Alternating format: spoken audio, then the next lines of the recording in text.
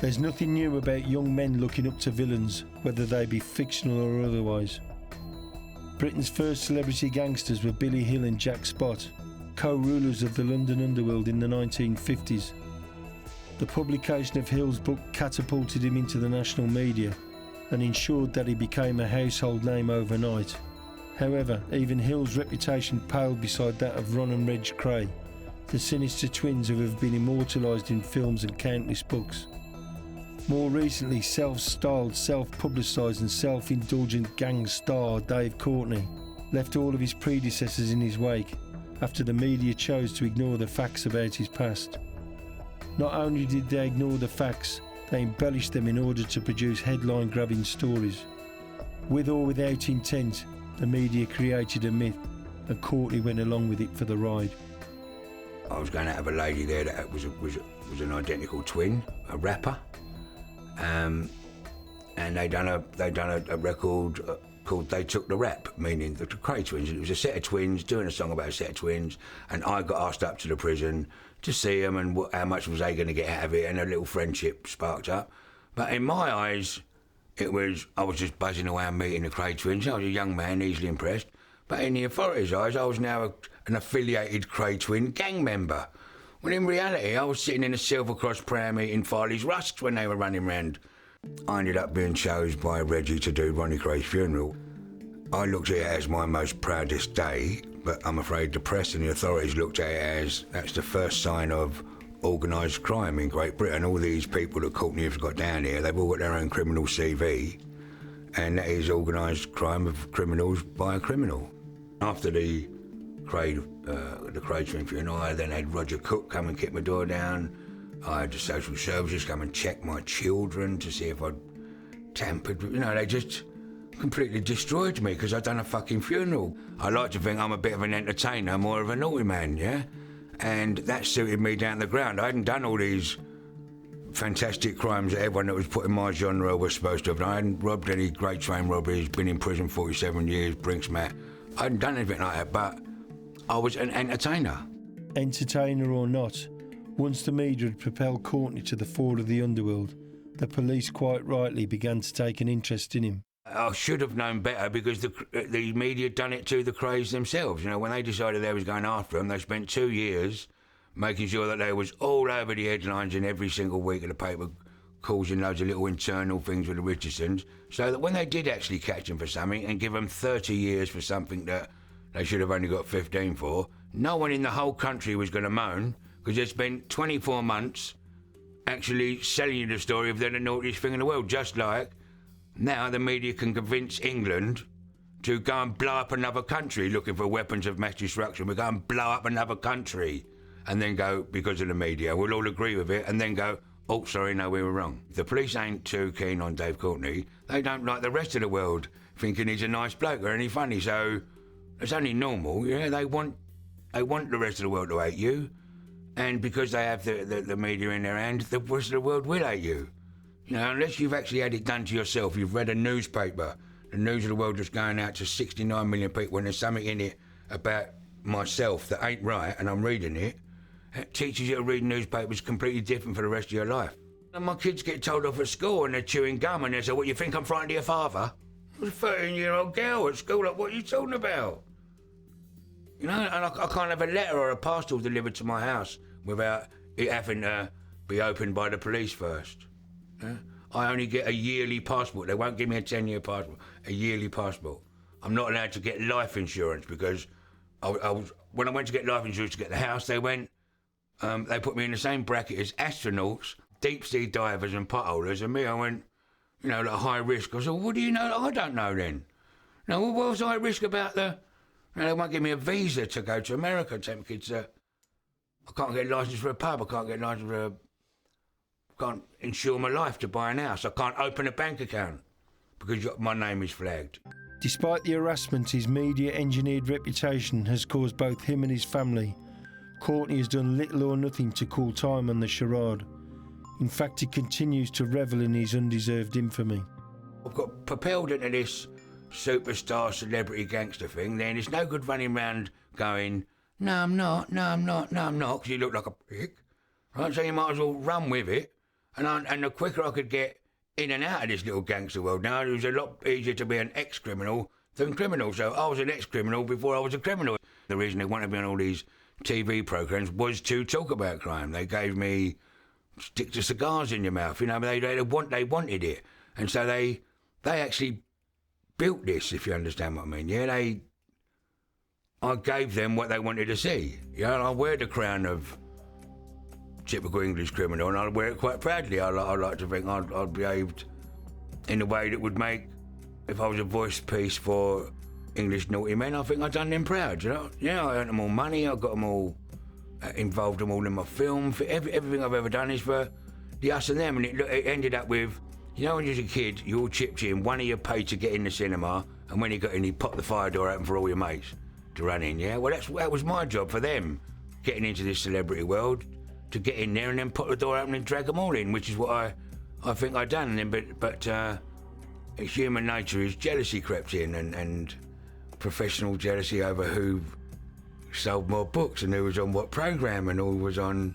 You know, it's a very fickle world, that gangster world is very fickle. Yeah, it's not as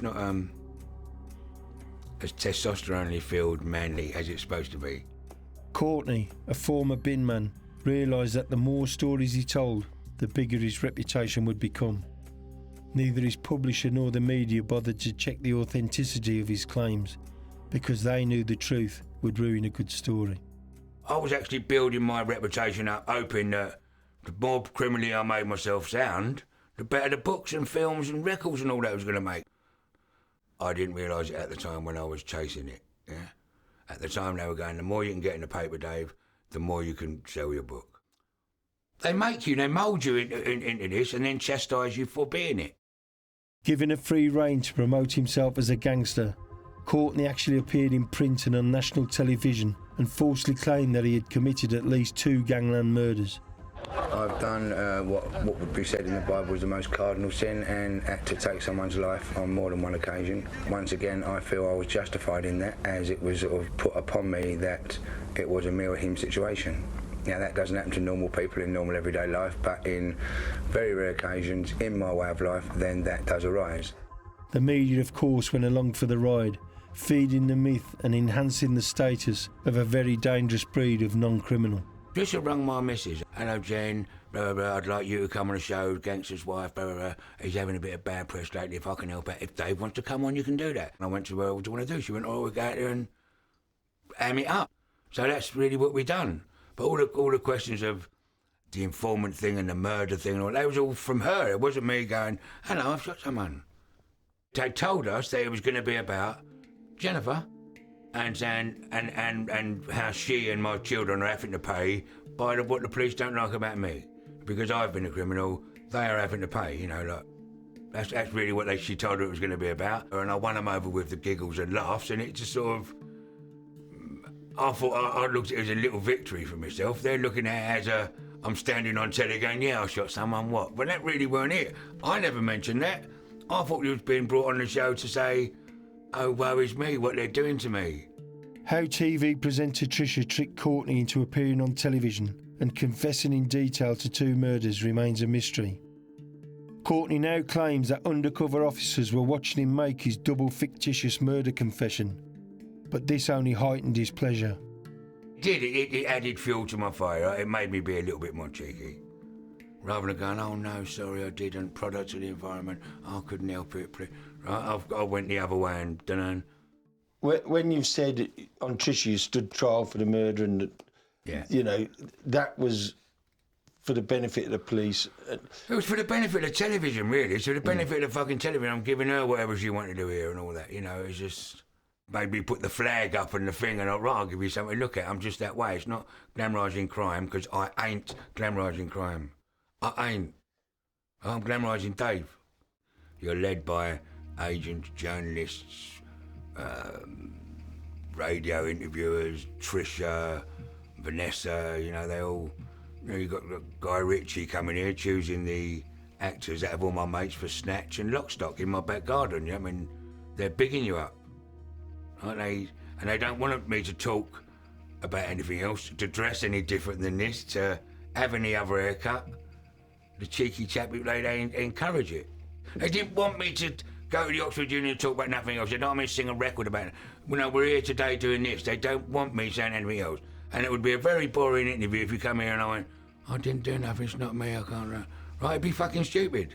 So I'd be what you want to be, but now I'm this old, and I'm no longer what they thought I was. I'm now paying the price dearly, and it is my own fault. They turn out in their droves at theatres, pubs and nightclubs to shake their hero's hand and have their photo taken with him, for a fee of course. Sadly, Courtney's 23-year-old son Jensen thought that he could live the exciting life the media had manufactured for his father.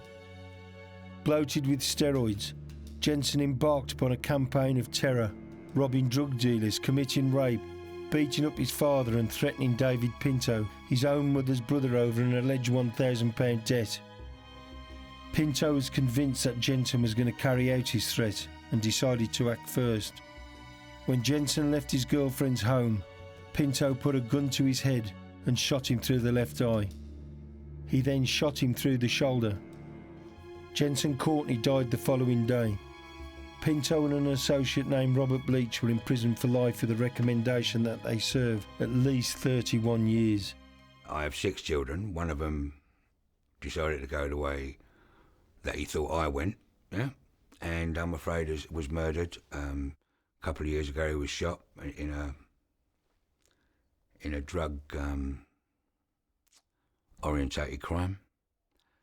And I'm afraid whether I'd been a milkman or a butcher or a postman, it wasn't going to alter his life. But I can actually see why they would say, or not be surprised, it was my son that was killed. You know, everyone gets the blame if there was no computer games out and bad boy rappers and gangster rappers, they get the blame. Films get the blame.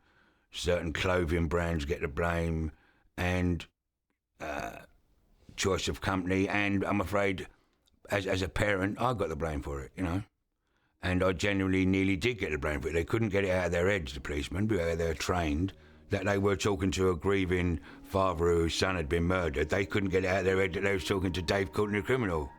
So they spin doctored a few stories around the press that made it very embarrassing for me to insinuating that it might have been something to do with me, you know, which actually ended my marriage. And I was married for 25 years, but it ended my thing. And I've had great losses. I've lost a lot of friends.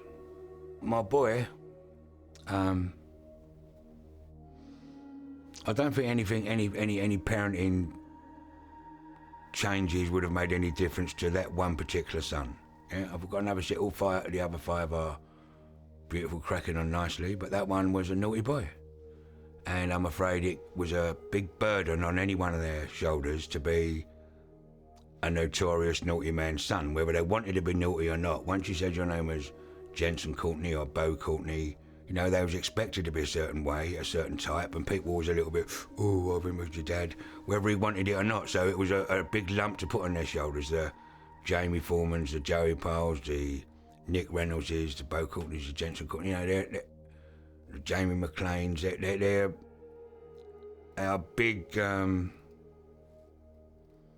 big pedestals to be knocked off. You know, I suppose I have to go and hold my hands up for guilty, as I most really didn't make it easy for my kids, BB and me. 3 men's lives destroyed over a £1,000 debt.